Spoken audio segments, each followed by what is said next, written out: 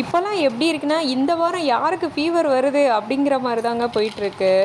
இந்த வாரம் சித்துக்கு மறுபடியும் ஃபீவர் வந்துருச்சு. காலையிலேயே ஹாஸ்பிட்டல் கூட்டிகிட்டு போயிட்டு மெடிசன்ஸ்லாம் வாங்கிட்டு வந்துட்டேன். வீட்டுக்கு வந்தோடனே ரச சாதமும் பொட்டேட்டோ ஃப்ரையும் கேட்டான். அதுவும் ரவுண்டாக கட் பண்ணணுமா.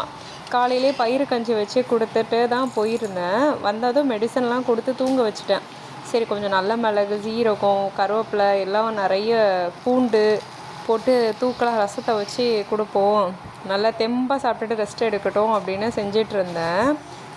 குட்டுவையும் தூக்கிக்கிட்டு கையில் ஒரு பேகு, அப்புறம் கொடை, வெயில் வேறு அடிக்குது இல்லையா, இவனையும் கூட்டிகிட்டு போயிருந்தேன்.